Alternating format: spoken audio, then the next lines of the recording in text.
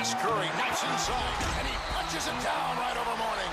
Oh, my goodness, what a finish.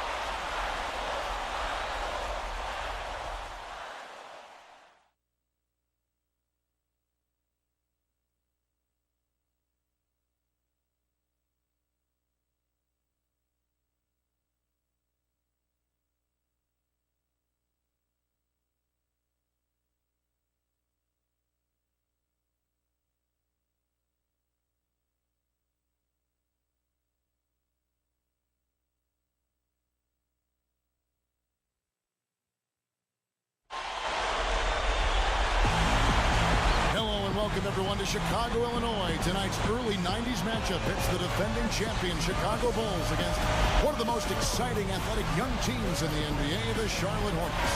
And, Kevin, even though Chicago is the more seasoned team, it's a stretch to say the better team. I think this is one of those matchups that can give them trouble.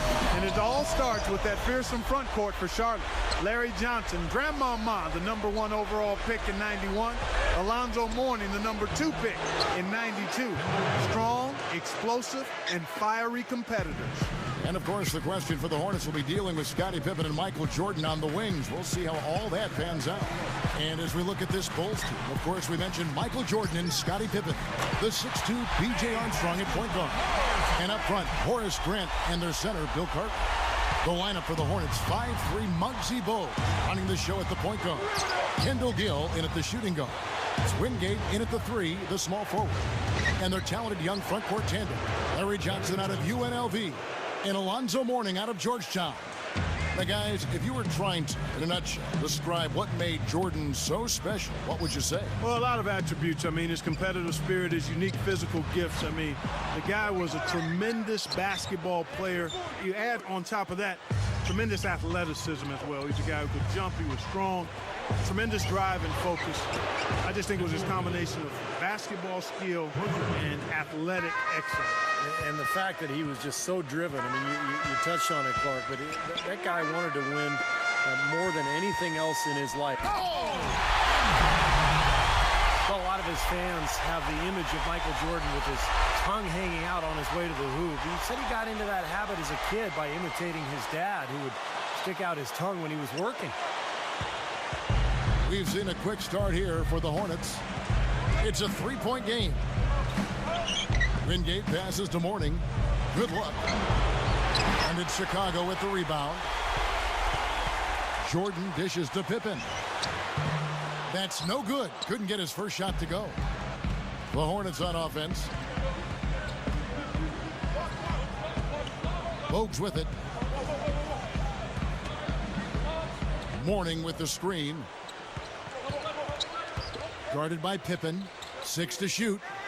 No one near him. And he hits the jumper for 2. You know, guys, as a young player, Alonzo Mourning was a beast. I mean, when he was in high school, he led his team to 51 straight wins in the Virginia State title. And as a senior, he averaged 25 points, 15 boards, and 12 blocked shots. You know, guys, so that being said, it's no surprise that he was a serious blue chipper when he got to Georgetown. I mean, he panned out immediately, too. He led the nation in blocks his freshman year with Dikembe Mutombo playing alongside Mourning. That was one of the most feared college front courts ever. I got a chance to see those guys up close, and they were tough. Here's what Chicago's going with right now. Will Purdue's checked in for Cartwright, and it's Paxson in for B.J. Armstrong. Pippen is tagged with the reach. That's his first foul. Here's Bogues.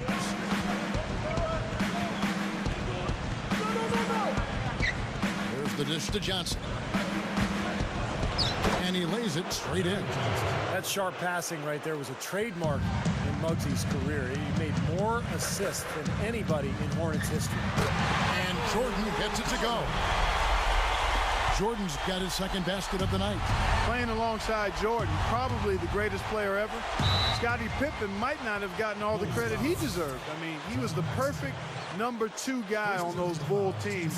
Someone who turned a great team into an absolute dynasty. Well, they were perfect complements to each other, Clark. Pippen was the distributor on offense, the rebounder, the defender. Jordan, obviously, the scorer and the finisher. But their styles really complemented each other. And together, they formed one of the great defensive tandems on the perimeter in NBA history. history. Money shot. Lonzo Mourning grabs the miss. Not a bad look, though. You like his chances to make that one. You sure do, but he can't hit them all. Johnson inside, working on Purdue.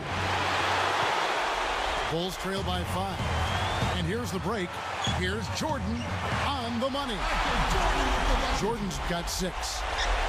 And you know, Michael never lost that scoring time. Even as a 40-year-old, in one game after turning 40, he went for 43 points. The only player ever to pull that off. Bogues kicks to Johnson. Straight up. It's sent back by Pippen. With his blend of length and athleticism, Scottie Pippen was always a fantastic shot blocker. Steve, you were one of the fortunate few who played with Michael Jordan. How was he as a teammate?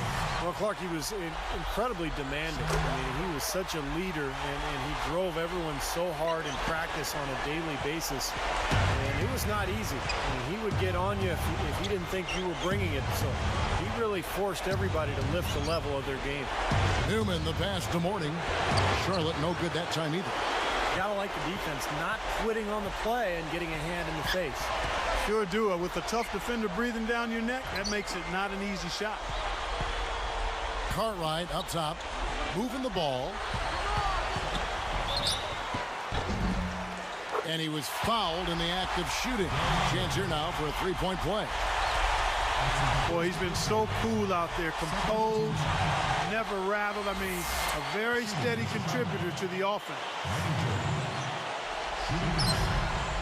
Free throw good, Jordan. Well, Michael Jordan impacted the game in so many ways, including in the fashion category. Remember the baggy shorts that eventually became popular? He was really the first guy to wear them.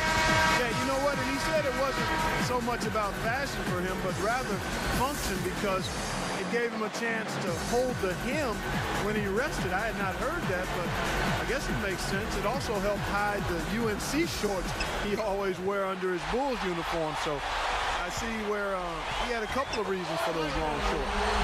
You know, he's really one of those guys that you just have to sit back and really appreciate, fellas. I mean, he is a marvelous offensive player. Here's Bennett. He kicks it to Johnson. The pass to Bennett.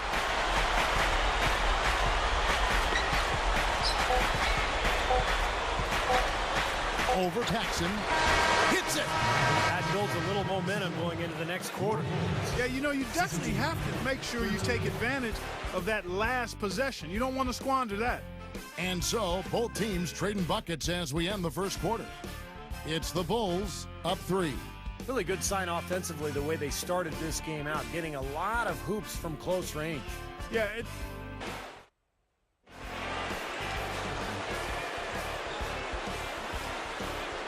Welcome back, folks. We have a close game here at the start of the second quarter of play. And for Jordan, the 92-93 season capped off 7 straight scoring titles and 3 straight NBA championships. Just amazing success. And then he shocked the basketball world by deciding to retire prior to the next season. On the court for the Hornets, we've got Wingate. Curry is out there at Bogues. Then there's Gaddison. And it's Green in at the 5, home in the paint. And here's Bogues, looking for his first bucket of the game. Over Armstrong. Cartwright using his tremendous length to grab the board. Trying to go big for the alley-oop, but good defense got in the way. Bogues dishes to Green. That's good. That was all about the assist there. Just a beautiful feed. And the first time out of the game called for Chicago. And for Michael Jordan, you know, you were talking about that, Steve. When he retired, he said he'd lost his passion for the game. And he played a lot of it. So 3 straight finals, plus the Dream Team, and summer of '92. I'm sure, Clark, he was both physically and mentally exhausted. Yeah, I think so. And then the other part of the equation for him was he admitted that the tragic passing of his father earlier that year was a pretty significant factor as well. I mean, Jordan decided to pursue a career in baseball for a few years. It had been a dream of his dad's that he'd play in the majors, and I think it was a break that he needed from basketball, but also to try to fulfill that dream that his dad had, especially on the heels of his dad passing so tragic. A 10-footer. It's all in by the Bulls. Fast break. Here they come. Up with it. No good from Jordan. Hornets trail by 3. Gaddison hammers it in after taking it the length of the floor. Yeah, easy bucket for him there. And finish he did. Took it hard to the rim. And, you know, his teammates, guys, we used to watch it every day. Jordan and Pippen would push each other so hard. They loved to compete in every single drill, and it really elevated the play of the entire team. Bogues the pass to Gaddison, and he makes good on the